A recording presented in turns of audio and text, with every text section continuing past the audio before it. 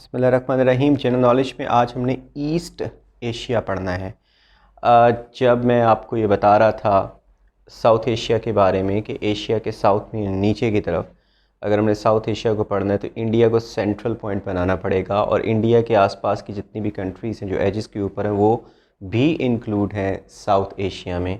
लेकिन जब हम ईस्ट एशिया की बात करते हैं तो इंडिया से ऊपर जो चाइना है, चाइना को हमें सेंट्रल पॉइंट बनाना पड़ेगा।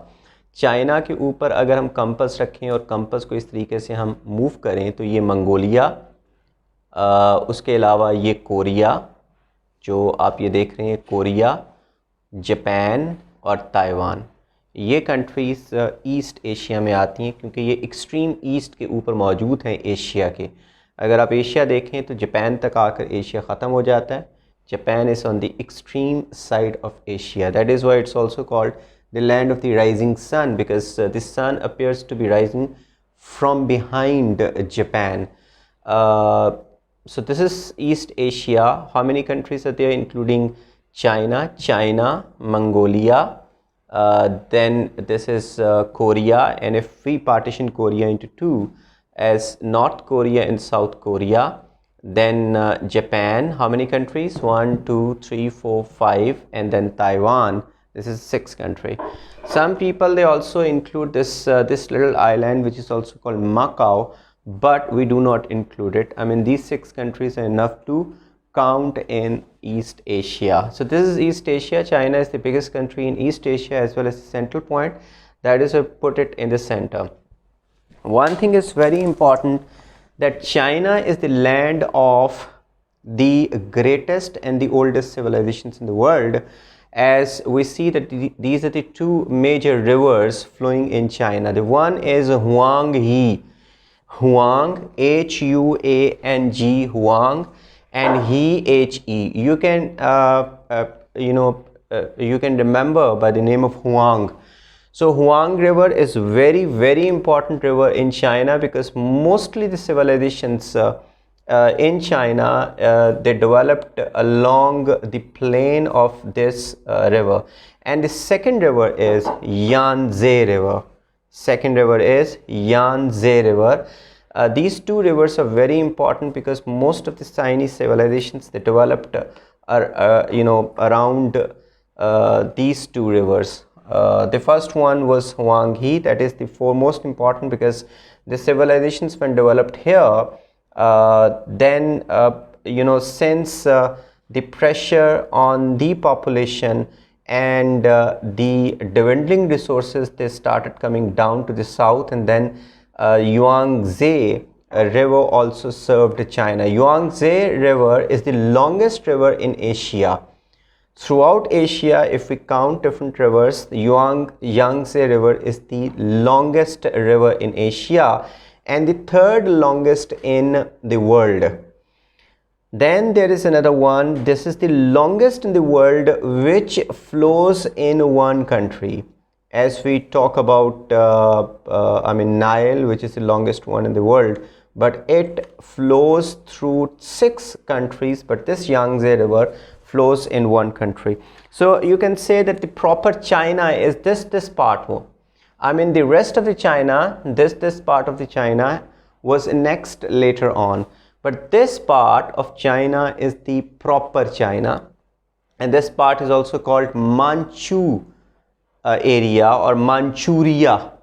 Manchuria, why we call this area or this proper China as Manchuria? Because the last serving dynasty of China was Manchuria, which served China for more than 200 years, or almost more than 250 years, and it ended in 911.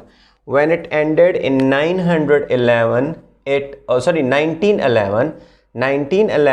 ended, and the one which became the ruler of the first republic of China was Dr. Sun Yat-sen. Dr. Sun Yat-sen. However, हम बाद में doctor सन यात-सेन और दूसरी चीज़ों के बारे में आएंगे, लेकिन आपके लिए इम्पॉर्टेंट ये है कि this part of China is the proper China. Second, if we look at China, we have to uh, you know, break it into three parts in order to understand China. One is proper China or Manchuria. Another one is this part. I mean, look at this one. This is Xinjiang or Xinjiang, but it is also called Tibet. Famously we call this part as Tibet.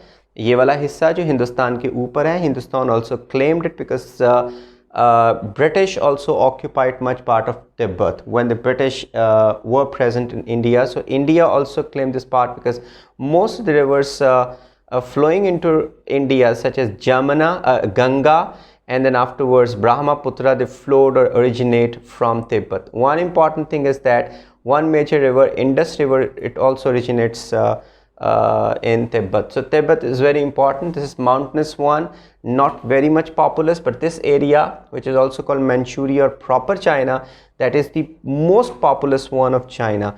Most of the industry is located here. Most of the agricultural plains are here, or agriculture is produced and raw material is generated in this part because two major rivers make fertile valleys. So this part is the most populous one. Almost all Chinese population resides here. Another one is Tibet. Tibet is sparsely populous. It's not much populous. Rather, it's the emptiest part of China. And Tibet's capital is Lhasa. Lhasa is the capital of Tibet. And then the third one is the Muslim part, and that is called Xinjiang, or we famously call it Xinjiang. Xinjiang or Xinjiang. Xinjiang or Xinjiang we call it, and rest of China is proper China, ya Manchuria. Manchuria.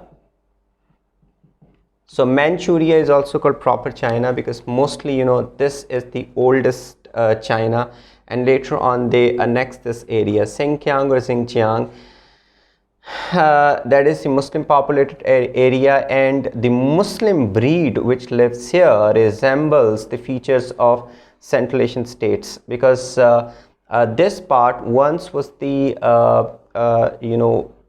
part of Central Asian states, and this whole area was called Turkestan, which was occupied, or which was annexed by the Muslims around 711 or 12, I mean in the beginning of 8th century, when Muhammad bin Qasim came in India. I mean around these years, this area was occupied by one Muslim commander whose name was Qutayba bin Muslim Bahli. Qutayba bin Muslim Bahli was also sent by Hajjaj bin Yusuf to occupy Turkestan and China. Okay, now this was the history. Qutayba bin Muslim Bahli occupied this part, and then he reached this part, and here Turkestan. Once Turkestan was complete, he dispatched an envoy to the king of China, with the conditions, either agree the terms of ransom or prepare for the war. But at that time, Muslims made the biggest power of the world. That is why the king accepted the proposal of ransom and began giving ransoms to the Muslims here. So here Qutayba bin Muslim Bahli was waiting when China would refuse giving Muslims a ransom. At the moment he would launch an attack upon China. So he was given the task by Hajjaj bin Yusuf to annex China. That is why he was conscious here. But before this incident happened, he was put to murder by the next Khalifa. So we can say ये वाला हिस्सा जो है, this is तुर्किस्तान का area है, ये वाला तिब्बत, और बाकी हिस्सा है प्रॉपर चाइना का हिस्सा.